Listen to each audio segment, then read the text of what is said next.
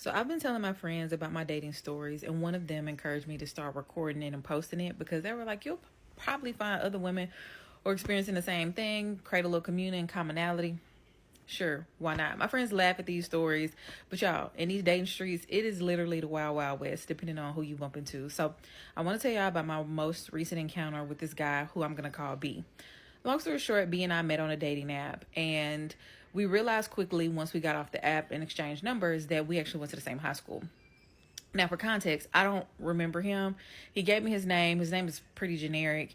And once I told him my name, he didn't really totally remember me. But once we exchanged pictures, he was like, "Oh, I do remember you." So I was like, "Okay, cool." So we're chit chatting. I talk about how I was married almost 10 years. We got divorced in 2021. And he's like, "Oh, okay, I was married almost 10 years too. We got divorced 2023, right?" He specifically says November 2023. I said, "Oh, okay, cool." Now, one thing about me is I'm real good on timelines. So, and keep that part of the story because you're going to need to remember that. So as we start talking again, I'm like, "Oh, okay, well, what happened?" He explains what happened. I explain what happened with mine. I mean, we both have pretty good explanations, right? We both took accountability for the parts that we played. We talk about the parts that our partner played. Good stuff so far. So as we're talking, I realized that I mentioned that my ex went to middle school with me. And he was like, "Oh, I've been in a district all of these years. Do I know him? What's his name?" Tell him his name. And I'm like, "No, you don't know him. He went to the neighboring school district." He's like, "Oh, okay." So then I asked him, I was like, "Well, what's your wife's name? How do you know her?" He was like, "Oh, she went to high school with us too." And I was like, "Oh, really? What's your wife's name?" And he says, "Yeah, you're not getting a name. You can hang that up." And I was like, "Okay." Like, once he said that, that immediately created a orange flag for me. We went past yellow and straight to orange because now something's not adding up. So as we're continuing to talk, I actually addressed him about the way he said that because I was like, "Why wouldn't you just say I don't feel comfortable sharing that?" Right? Because to me, the way in which you say stuff at this big age, I don't really feel like I'm going to be teaching a man anything. You should know how to have good conversations with people and how to choose your words. He takes accountability, apologizes, says, "You're right. There are going to be some things that I work on." Cool. So then he starts working to plan this date. As he's working to plan his day, I mentioned to one of my friends, like, "Oh, yeah, these are a few people I'm talking to. We're kind of doing a rundown. These are a few people I'm just chit chatting with, getting to know." I mentioned that he goes to high school, and my friend says, "Oh, if that's so and so, he was married." And we're going to say Z. He was married to Z. I say, "Oh, okay, cool." She shows me a picture of Z. I don't remember Z. And I'm like, "Oh, okay, well, no, that makes sense." But based off what she said, him and Z are still married. And I was like, "What you mean they still married?" She was like, "I don't think they've gotten a divorce." So I go to him and I start asking him a few questions just because now I'm trying to pinpoint the timeline. I just need enough information so I can go do the research myself because everybody knows that divorce is a public record. So it's not really hard to figure out who is or is not divorced or is married. So he tells me a few things. I ask a really sly question like, I say something like, "Oh man, I need to start getting some things planned because my birthday's coming up and I want to celebrate my birthday." And he says, "Oh yeah, that's cool. Definitely plan something for your birthday. I'm trying to plan something for mine because my birthday is coming up this date." He drops the birthday. As soon as I have that information, I go look online, pull up the information, and I'm like, this is a little contradictory from what he told me. So I asked him again. I said, "So when did you all get divorced again?" Now take in mind the timeline has now changed. He's now like, "Oh, we got divorced January or February of 2024." And he was like, "Because I think we separated April of 2023."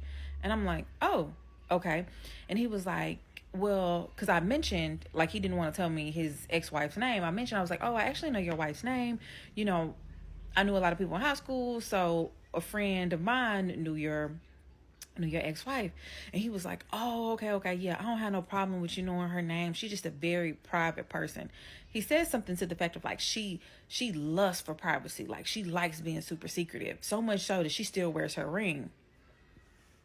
Now, sir, don't ain't no woman who done with you, ready to move on, ready for a fresh start, wants to move on and enjoy her life and create community with somebody else wearing a ring.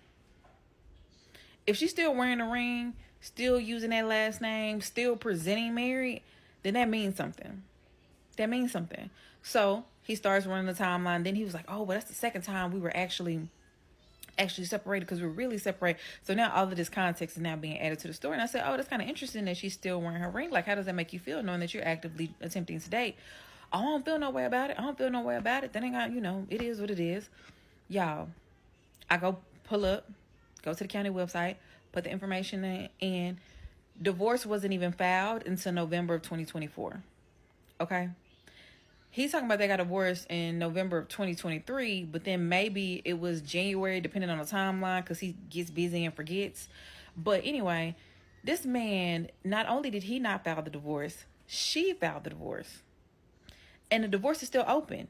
And it's actually set to be dismissed because there's been no activity on the divorce. So in about a month, the county is going to dismiss the divorce filings because they haven't even done anything on it. So the whole time, this man out here on dating apps, entertaining people, talking about how much he loved God and all of these things, and he is out here married. Whether or not he is still in the house with her or legally, I do not date married men. I'm not interested in it. You can have that. Go on and stay over there. Y'all figure out what y'all got going on. So I call him on it. I send him a voice memo. I run down everything.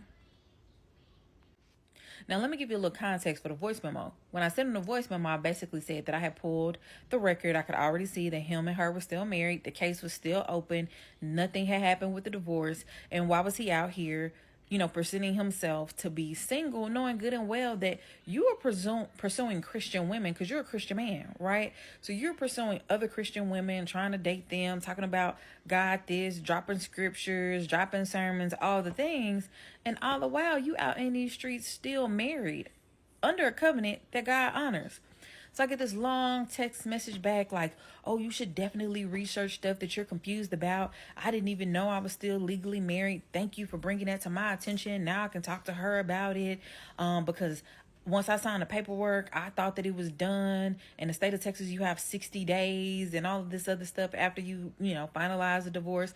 And I'm like, even then in my mind, because I'm at this point, after he responded, I didn't even respond back. I immediately blocked him. Okay. Boop, blocked. The audacity. Okay. So in my mind, I'm thinking, but that doesn't even still don't add up, because if you sign the paperwork in November or December, then that means that your divorce would have been finalized this year. And y'all, the catch about it is this man has been dating and has talked to me about other women he's dated since 2023 and why it hasn't worked. So y'all, long story short, B got blocked. Make sure you use your county resources to determine that if a man says that he's divorced, that he is really divorced. And make sure you count that timeline up, okay?